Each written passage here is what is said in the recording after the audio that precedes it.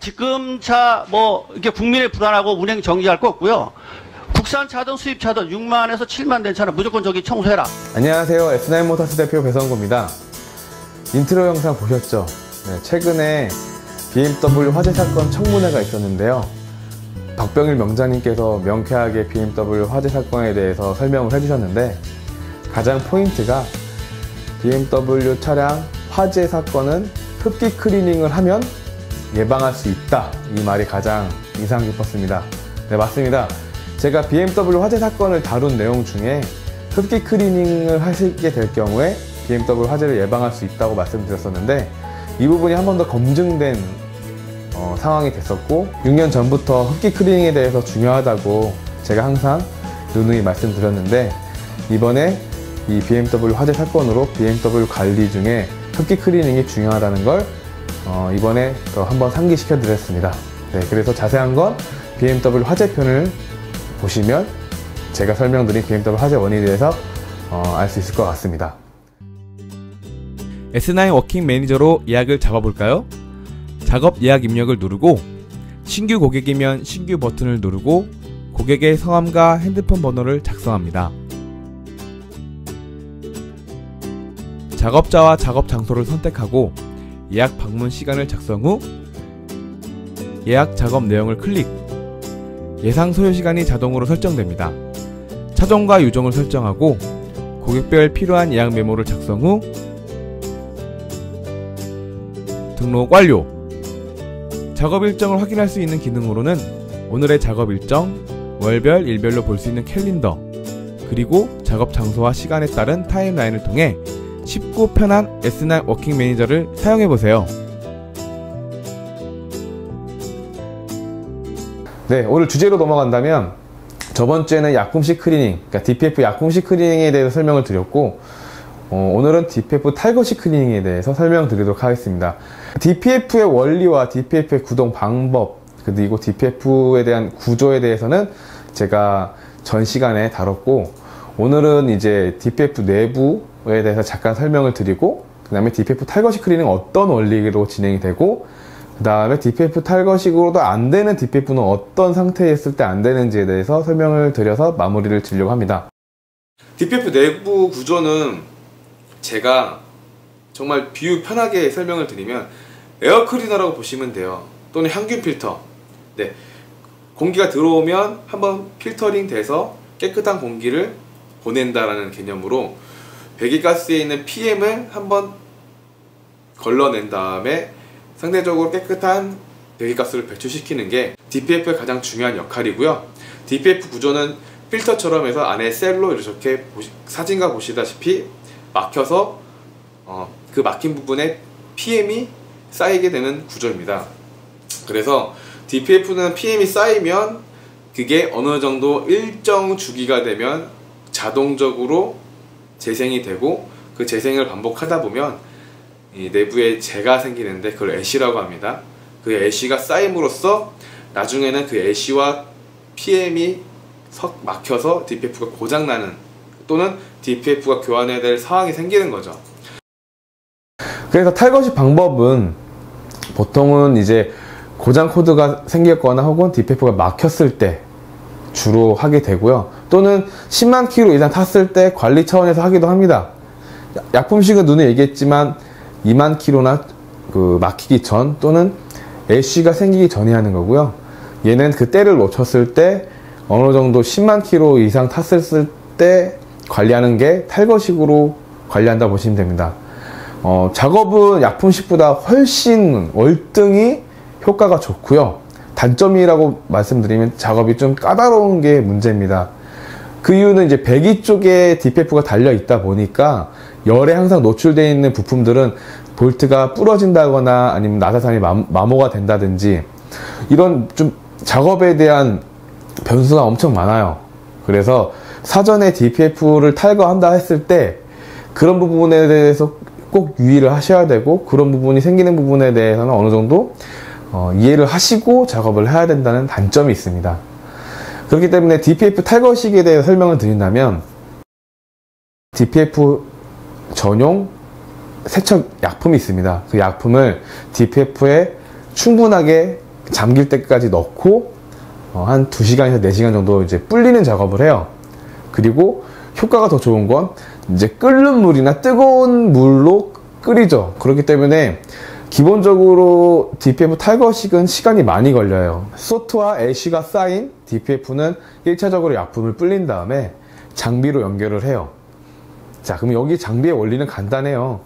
우리가 에어 클리너 청소해 보셨는지 모르겠지만 거꾸로 에어로 불잖아요. 똑같습니다. 에어로 이렇게 불면은 이제 그 안에 있는 재들이 바깥으로 나가는 원리예요. 그래서 DPF를 엔진에서 연결되고 그 다음에 머플러로 연결되는 거를 거꾸로 머플러 쪽에다가 강한 바람과 또는 강한 물과 함께 이제 불어내는 거죠. 그러면 이 불어냄과 동시에 점점점 안에 있는 애쉬와 소트의 그 지저분한 분자 가루들 혹은 때들이 밖으로 나가는 원리입니다. 네, 그래서 깨끗해질 때까지 이 불림 작업과 그 탈거 장비를 이용한 세척 작업을 많게는 2, 3회까지 해야 되는 상황이 있을 수도 있습니다. 그래서 DPF 탈거식 클리닝은 상태에 따라서 작업 시간과 작업 비용이 차이가 있으니까 그거는 참고해 주시기 바랍니다. 근데 이제 누누이 제가 강조를 드리지만 지금 나온 장비들이나 탈거식 클리닝이 근본적인 해결 방법은 사실 아니에요. 근본적인 해결 방법은 말 그대로 안에 있는 셀을 새 걸로 교환하든 아니면 DPF를 새 걸로 교환을 해야 되는 건데 확률적으로 보면 70% 정도는 거의 다 살린다고 보시면 되는데 그 30%의 문제가 있습니다. 그 30%는 어떤 문제가 있냐? 첫 번째로는 안에 있는 이제 담체라고도 하고 셀이라고 하는 이 DPF 그 안에 필터가 깨지는 차가 있어요. 깨졌을 경우에는 아무리 뭐 깨끗하게 불어낸다 해도 그 조직이 깨짐으로써는 DPF가 제 역할을 못하는 상황이 생기니 깨졌을 때는 물론 안 되고요. 두 번째로는 이제 구멍 나기도 해요. 구멍 난 DPF를 엑스레이로 찍은 건데요. 이 DPF는 이제 300C 디젤 DPF고 문제는 인젝터의 후적으로 인해서 DPF가 구멍 난 사례입니다. 간단하게 설명드리면 인젝터가 사람에 따지면 요실금처럼 이제 분사하지 말아야 할 때 흘리는 거죠. 연료를 뚝뚝뚝. 그러다 보니까 이제 연료가 과다하거나 아니면 엔진 연료 온도 상승으로 이제 DPF에 무리가 가서 구멍이 나는 증상인데 이럴 경우에는 교환을 해주셔야 돼요. 그리고 가장 중요한 건 DPF의 후단부를 보면 이제 기본적인 건강 상태를 어느 정도 볼 수가 있는데 첫 번째로는 깨짐 확인은 첫 번째 말씀드렸듯이 두 번째로는 백화 현상.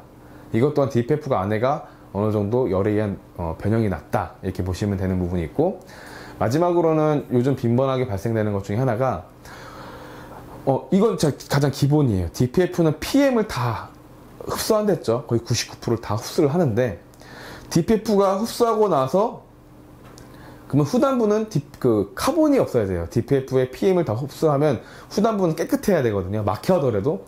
근데 하지만 후단부가 시커멓다는 거는 DPF가 일단 얻은 조직적으로 이제 PM들이 새 나왔다는 뜻이거든요. 그래서 후단부가 시커먼 차들은 사실상 이제 DPF가 이제 살릴 수가 없는 상황이라 보시면 돼요. 지금 크게 얘기한 깨짐 그리고 구멍남, 뭐 깨짐 구멍 똑같죠. 그다음 백화, 그다음에 후단부가 시커매진 상황의 DPF는 과감하게 교환을 하시는 게 아무래도 정신건강에 용이합니다. 앞으로 이제 또 DPF 후처리 장치라고도 하는데 이 부분에서 궁금해하는 SCR이 뭔지 또는 뭐 앞으로에 대한 그 배기가스 저감을 위한 이제 미래의 기술에 대해서도 한번 다루는 시간을 갖도록 하겠습니다.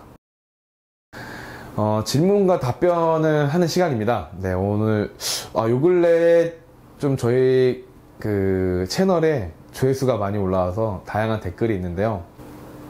첫 번째 질문은 DPF가 없는 초기 디젤 차량은 어떻게 관리를 해야 되냐는 질문이 있었는데요. DPF가 있고 없고의 차이는 머플러 뒤에 검은 연기가 나오냐 안 나오냐 차이입니다. 검은 매연을 내뿜냐 아니면 그 검은 매연을 내뿜지 않고 엔진이 출력이 제한이 걸리거나 DPF가 막히거나 하는 차이인데요. DPF가 없는 차량은 엔진에 문제가 있으면 검은 매연이 나와요. 그래서 내가 악셀을 밟았을 때 룸밀러나 백밀러로 봤을 때 검은 면이 나온다 하시면 꼭 정비를 받아서 매연이 안 나오게끔 타시는 게 가장 좋고요. 만약에 매연이 나오는 차인데 DPF가 있다 그러면 DPF의 구동 주기 유로 4, 5 기준으로는 400km에서 500km마다 자동적으로 태워주는 모드가 진행이 되는데요. 매연이 많이 나오거나 엔진 컨디션이 안 좋은 차는 보통 100km에서 300km 이내에 DPF가 구동이 돼요. 내 차가 DPF 구동이 좀 잦아졌다 하면은 빨리 점검 받길 바랍니다. 아시겠죠? 그리고 두 번째 질문은 DPF 약품 시크링에 대한 두려움 또는 DPF가 망가질까봐 하는 걱정에 대한 질문이 많았는데요. 네, 맞습니다. DPF 약품 시크링 하고 나서 DPF가 망가졌다라는 사례 저도 들어봤습니다. 근데 저는 이렇게 생각합니다. DPF 약품식은 건강할 때 관리하는 방법이에요. 사람으로 따지면 수술을 해서 내가 치료를 해야 될 상황인데 민간요법 한다고 수술 않고 자연에서 사는 거랑 똑같습니다. 즉 전문가에게 상담을 받아서 이거는 약품식으로 안 되면 탈거를 해서 하거나 아니면 교환을 해야 되는 게 맞는데 탈거해야 되고 교환해야 될 차를 약품식으로 하려다 보니까 그런 문제가 생기는 거고, 뿐만 아니라 그 차는 약품식을 안 해도 고장날 DPF였다는 거예요. 아시겠죠? 즉 약을 먹을 건지 수술을 해야 될 건지는 전문가가 상담을 제대로 해서 올바른 판단을 해야 되는 거지, 이 약은 좋으니까 마무리 통치약입니다 하는 건 잘못된 겁니다. 아시겠죠? 그리고 저희가 쓰는 나인서클 그 DPF 약품은 제가 한 7년 썼네요. 7년 동안 계속 써오면서 제가 저희 고객님들을 관리한 약품입니다. 그래서 분명히 그러면 7년 동안 써오면서 제가 문제가 있었으면은 쓰진 않았겠죠. 또한 전뿐만 아니라 이미 많은 전 세계의 사람들이 나인서클 DPF 약품을 쓰고 있기 때문에 그 부분에서는 걱정 안 하셔도 됩니다. 모르겠습니다. 타사의 약품들은 제가 써보거나 검증을 해본 적이 없기 때문에 잘 모르겠지만 제가 쓰는 약품에서는 저는 자신이 있습니다. 걱정하지 않으셔도 됩니다. 세 번째, 정말 많은 분들이 궁금해 하시는 부분인데 매핑과 DPF의 관계. 뭐냐면 매핑한 차가 아니면 이 질문을 했어요. 매핑한 차가 DPF 약품식을 클링해서도 망가졌다라는 얘기가 있었는데 매핑과 DPF 관계는 엄청나게 중요해요. 자, 이걸 설명을 드릴게요. 이건 좀 길어질 수가 있는데 최대한 줄여볼게요. 아까 처음에 말씀드렸죠. 매연이 나온 차는 문제가 있다. 네, 매연이 나온 차는 DPF가 없었으면은 배기가스로 악셀 밟을 때마다 매연을 뿜고 다녔겠죠. 하지만 DPF가 있으면 그 매연이 DPF가 다 포집이 되게 됩니다. 그래서 지금 DPF를 지금 무리가 간다는 건 단기간 내에 확인할 수가 없어요. 하지만 무리한 세팅, 효율적인 세팅을 하지 않은 상황에서는 DPF에 무리가 갈 수도 있어요. 그래서 저도 매핑을 하지만 일단은 매핑을 하고 나서 DPF 구동 주기가 짧아졌거나 아니면 배기 온도가 너무 많이 상승될 경우에는 일단 이거는 조금 출력을 낮추거나 리맵을 받으셔야 돼요. 심지어 너무 과도한 출력을 욕심을 부려서 온 고객들이 DPF 고장으로 인해서 방문 횟수가 굉장히 많아졌습니다. 공개된 상태에서 그냥 악셀만 밟아도 매연이 나온대요. 네, 그러면 DPF 이미 마탱이 간 거예요. 매핑뿐만 아니라 과연 내 차의 엔진은 건강한가를 먼저 보셔야 돼요. 즉 올바른 매핑, 그러니까 즉 배기 온도라든지 DPF 구동 주기를 잘 컨트롤할 수 있는 맵은 DPF에 부담을 절대 주지 않고 매핑했다고 해서 망가지진 않습니다. 허나 무리한 세팅 또는 잘못된 세팅은 DPF에 부담을 줄 수가 있고 망가질 수도 있습니다. 다시 한번 얘기하지만 약품식 클링을 했다고 망가지진 않습니다. 아시겠죠? 그러니까 약품식에 너무 선입견을 안 가졌으면 좋겠습니다. 저는 약품식을 어떻게 보면 되냐면 홍삼이라고 보면 돼요. 건강보조제. 저도 매일 먹지만 홍삼을 먹었다고 해서 당장 제가 몸이 갑자기 월등히 좋아졌거나 갑자기 없던 힘이 생기진 않습니다. 하지만 꾸준한 복용을 통해서 사실 충분한 효과를 보고 있어요. 그러니까 제가 이 밤늦게도 촬영을 하고 있겠죠. 결론은 정확한 곳에서 매핑을 받으면 DPF가 무리가 가지 않다, 이렇게 정리하고 싶습니다. 이상 준비한 주제는 여기까지고요. 마지막으로 한마디 하겠습니다.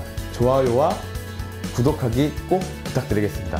촬영을 도와주시는 모모플라워 감사합니다.